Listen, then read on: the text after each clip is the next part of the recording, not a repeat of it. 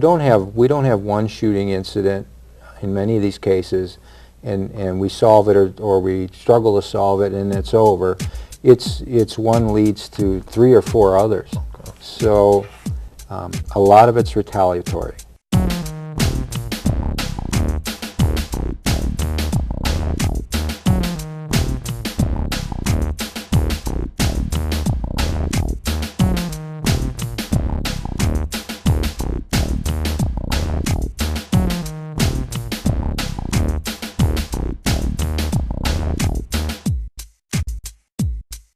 Good evening and welcome to Captions. I'm Lamar Realtor Anderson, sitting in for Mr. Andre Bohannon.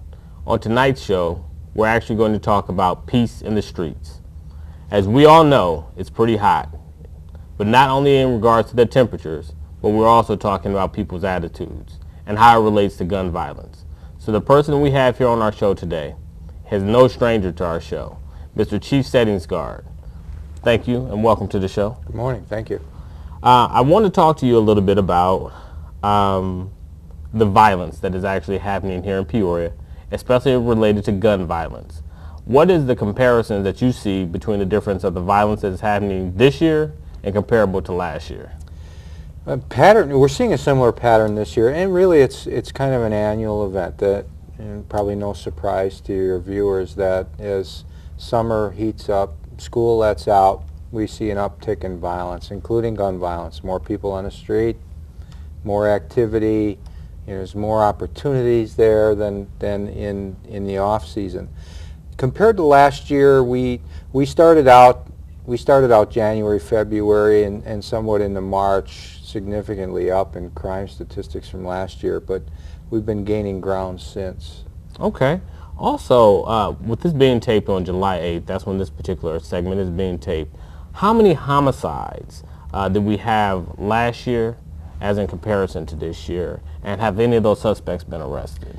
I believe we're at 6 this year compared to 8 or 9 last year at this point in time. And right now our arrest rate's about 75%. And what's some of the key components for those arrests? Well, one big thing is when we get cooperation and not necessarily just homicides, but shootings too. Probably one of the biggest stumbling blocks that we have for us is that, and it's good news, bad news. The good news is that most times when someone's shot in a city, they're engaging in the kinds of behavior that contribute to the fact that they get shot. They're involved in gang activity, drug activity. That's not true across the board, but quite often it's true. Okay. When we have a gang member who's shot by another gang member, they're not cooperative. Our victims aren't cooperative. So that's one of our hurdles on a good portion of our gun violence is it's not so much that witnesses aren't cooperative always because they're afraid of retaliation or don't trust the police. Many times the shootings are happening among criminal groups. Okay.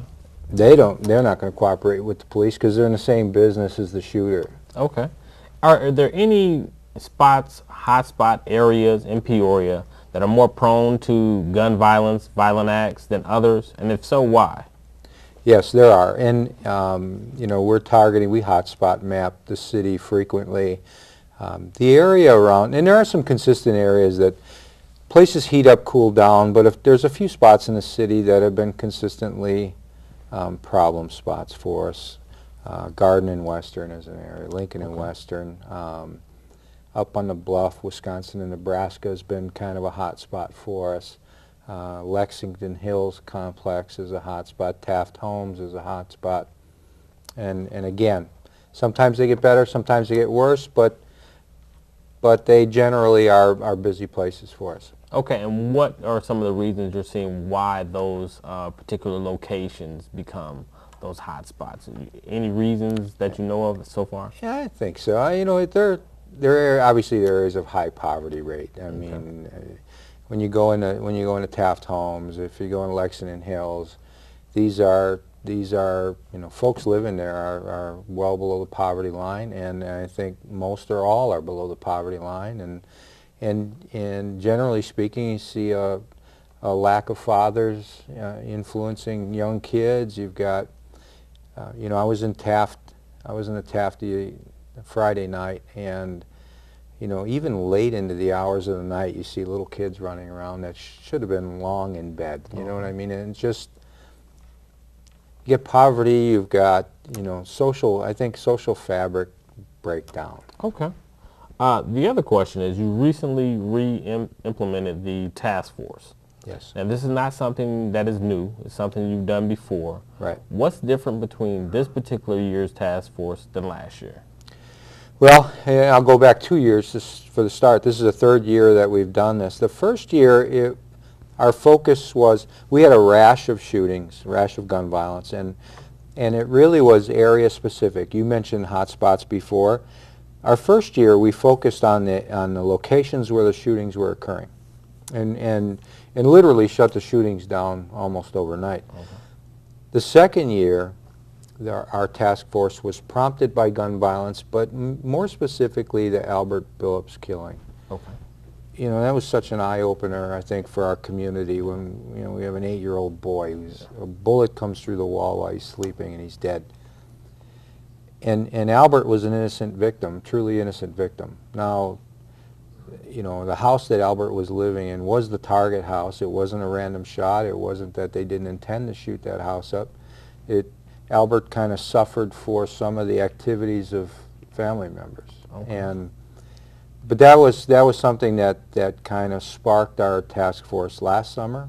And so last summer was different in that it wasn't so much about area or parts of town, it was about people. It was we identified known gang members, known violent criminals, and targeted those folks. This summer it's kind of a combination of the two. Okay. This summer we have some target folks that we know are involved in this gun violence, but we also have a few hot spots too that we're focusing on. Okay. Could you elaborate a little bit on the Don't Shoot initiative and what that actually is? Sure. And we're going to see, in Peoria, we're going to see this roll out as the next couple of months go by. Tate Chambers, who's Assistant U.S. Attorney for our area, was our Assistant U.S. Attorney a few years back, and he was drawn off to Washington to work with the Department of Justice. When he came back to Peoria, he brought with him a book entitled Don't Shoot, and it written by an author named David Kennedy, who's a former Harvard professor and now with, I believe, New York University, or Kennedy School, I'm sorry. And the concept of the book is that, I'm going to give this in real general terms because there's a lot to this, but one of the principles is that you identify folks that are engaged in gun violence and try and identify those that are kind of on the front end of it, that are not so far gone that they can't be salvaged, and find a way to bring them in and reach them and give them an opportunity, show them an opportunity to change their life, find the resources that's necessary for them to make the right decisions, and then give them the opportunity, and then hold them accountable if they choose not to. It's kind of similar along the lines of drug market intervention that's being tried in other places as well. It really is kind of an intervention philosophy that just like an alcohol or drug intervention where friends and family members will call someone in and say, you know, we've had enough. You're killing our community, you're killing our family, you're killing yourself. And then similar with Don't Shoot. Lots of other pieces to it, but that's one of the prime factors. Now, in regards to street officers, they're seeing a lot of violent crimes in different levels, everything from gang violence, drug, domestic. Which ones are they seeing the most, and how are they identifying what areas they need to address in regards to those different types of violent crimes? You know, you said gangs. It's funny you mentioned gangs, drugs, and domestic, because that's what I would have told you are the three, you know, main contributing factors. Gangs and drugs go hand in hand. It's hard to separate one from the other. Where you find one, you find the other. And we have a fair amount of our violent activity or violent crime is related to gangs and drugs. Domestics You know what we see in domestics, other than the inside the home domestic problems, boyfriend, girlfriend, husband, wife, we see a lot of our violent crime is stemming from very simple, domestic related, but you know, we see, you know, one guy will be seeing a couple different women, and they find out about each other. Okay. And there's some kind of violent act between one of those players, and then there's a retaliation. And at some point, a gun comes out in a series of retaliations, and then a gun comes out, and somebody's shot or shot at, and then there's a need to retaliate for that shooting. So, what we've seen the last few summers, especially, is we don't have one shooting incident in many of these cases, and we solve it or we struggle to solve it and it's over. It's one leads to 3 or 4 others. Okay. So a lot of it's retaliatory, and a lot of it is based on nothing more than, I shouldn't say a lot, a good portion of it is based on really nothing more than, you know, people cheating on their girlfriends and boyfriends, and it's kind of startling to see how that results in gun violence. And escalates. Yeah, but again, you know, the gangs and drugs issue, that domestic issue that results in gun violence typically also crosses into the gangs and drugs. I mean, it's the same players. It's people that are, if they're not drug dealers, they're drug users. If they're not gang members, they're running in the same circles as the gangs and kind of living this, you know, dangerous, reckless lifestyle. Gotcha.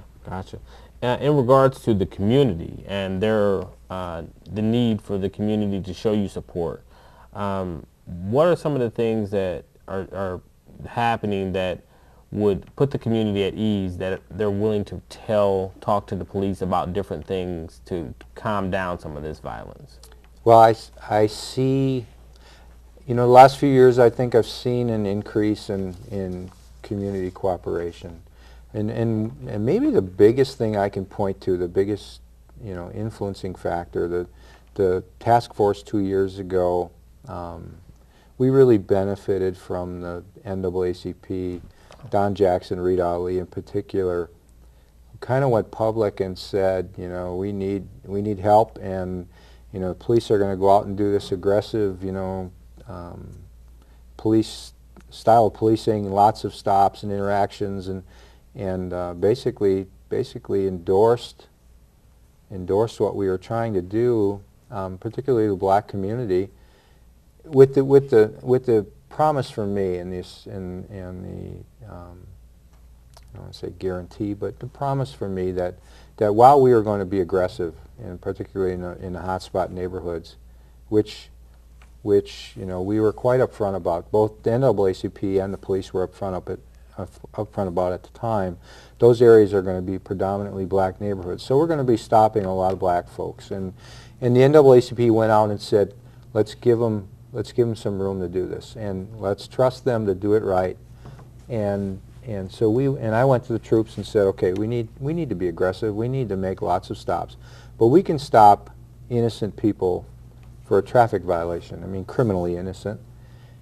And have them walk away and say to themselves, well, you know, I don't enjoy being stopped by the police, but they treated me with respect. And that was the goal, that we would do all this police work, that we would, and you know, you're going to interact with good people, right? No good people and bad people, even in the toughest neighborhood in Peoria. So we knew we made lots of stops. We weren't going to only be stopping gangbangers. We were going to stop, you know, mom and pop. And it's going to happen. And what we wanted was that those folks would walk away and say, you know, he treated me decent. And I should even go to the next step. If I stop, if one of my officers stops a gang member, traffic violation, rolls through a stop sign, pull him over, he's a known gang member, he's a known criminal, no guns, no drugs, no warrants, give him a ticket for, you know, running through the stop. I really want that kid to pull away and say the police were treated me pretty respectful. So is it to eliminate the quote-unquote racial profiling? Is that what you're alluding to in regards to some of that? I want people to drive away or walk away from that interaction and say, You know, that's how I would treat people if I did that for a living. That's how I want my police department. And when I say mine, I mean from a citizen's perspective. I got you. When a citizen says, that's how I want my police department to treat me. And even if you're a bad guy, you can have that interaction. You can let someone know we're not tolerating what you're doing in this neighborhood. If we don't have a criminal charge to arrest you and we're going to let you go, we can send the message, we're out here and we're watching what you're doing. We know what you're doing. But there doesn't have to be, shouldn't be, and need not be, I guess, mistreatment,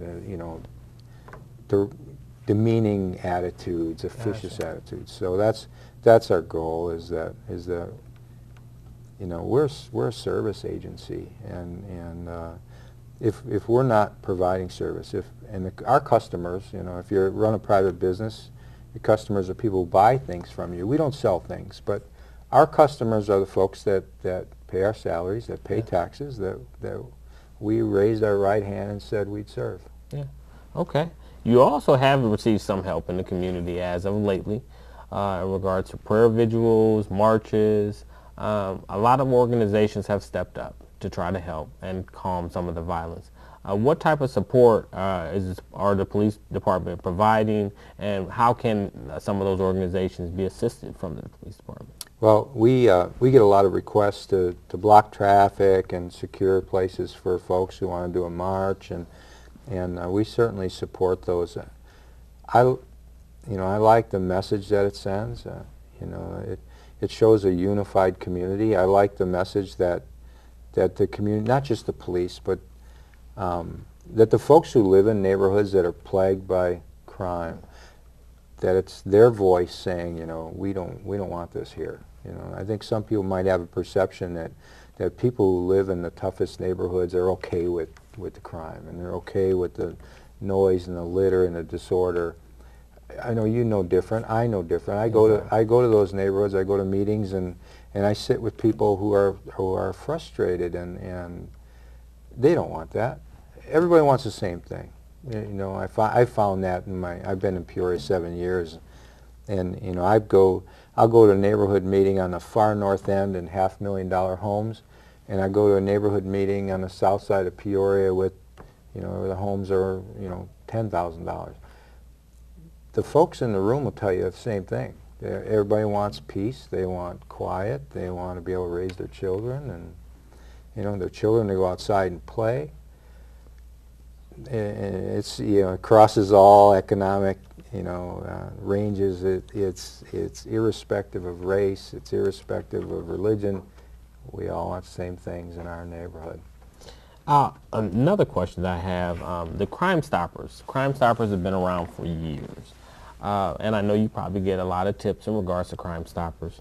But one of the questions that a lot of people have is, they want to provide information, but will they remain anonymous? What do we know to secure, make people know that if they provide that information, that their identities will always remain anonymous? Well, I think one thing I can assure people, it's anonymous, and I guess would somebody take my word for that? I think if you're nervous about reporting a crime, I can tell you that Crime Stoppers is not a law enforcement function. We assist, we provide a conduit for people, but it's a privately run organization by a private board. We don't run it.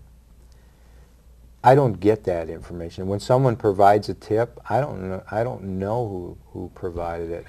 Sometimes we wish we did, and it would help us. Sometimes we get information and it's useful, but it would be more useful to know who provided it, so I could bring them to court. I can't get it even if I want to. So it is truly anonymous. They don't ask who you are. They don't use any secret phone technology to identify you. We give rewards, or if Crime Stoppers gives rewards, and it's kind of almost funny that we have these like clandestine meetings with witnesses. We don't. Crime Stoppers does. And they kind of hand a brown envelope with a reward to someone, and don't know who they are. So we'll get a tip, and if there's a reward involved, you know, there's a means to get back to a person, to contact them, and they set up a meeting place in some public place and hand them their reward, and you each go your separate ways. It's, Wow. you know, it's kind of like a Watergate scandal, you know what I mean?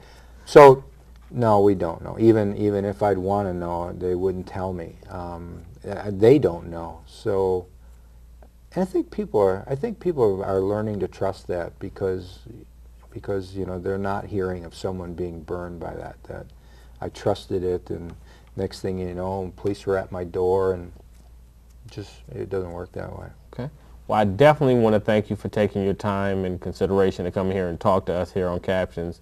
You're more than welcome to come back anytime, because we definitely want to get the word out about what the police department is doing, any new things that are happening. Have we touched on everything that you needed to touch on? I got one more thing for you. Go ahead. And it's regarding the task force, which we're calling the Don't Shoot team this year. We looked at the gun violence statistics, and just to have a fair comparison, I looked at the 3 weeks prior. When we finished our first 3 weeks with the task force, I looked 3 weeks before we started and then the first 3 weeks of the task force and compared those two. In the 3 weeks before, in the city of Peoria, we had 36 incidents where we could prove a gun was fired illegally in the city. Out of those 36, there were 7 of those incidents, someone was struck by gunfire, and in those 7 incidents, 9 people were hit, 2 people killed. In the 3 weeks after we started the task force, we had 6 incidents of a gun being discharged. No one struck, no one killed. So gun violence dropped 86%. People shot dropped 100%.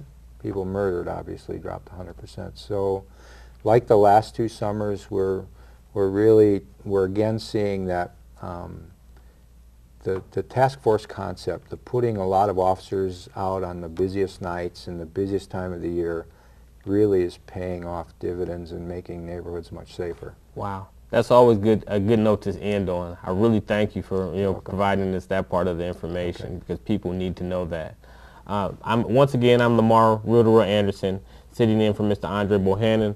I definitely want to make sure you all stay tuned to Captions. More coming up. Welcome back to Captions, and we're actually talking about peace in the streets. I'm your host, Lamar Anderson, and I actually have a very special guest with me. There's a movement that's actually happening in the Peoria area, a Stop the Violence March movement. And I actually have one of the people who was very instrumental in starting this particular movement, Ms. Keri Hayes. How are you, ma'am? I'm very fine. Thanks for having me today. Welcome. You're more than welcome. Let's talk a little bit about who you are and how these marches came about. Okay. Well, my name is Keri Hayes. I'm with Purple Haze Promotions, and the business is basically a social awareness-based business. So my ultimate goal with my business is to help raise awareness about recidivism and how it affects our society. A very good friend of mine, a Peoria native and retired NBA player, Mr. Howard Nathan, and I had got together, and we're talking about the changes in Peoria since I've been here, and I've been here off and on for the last 10 years.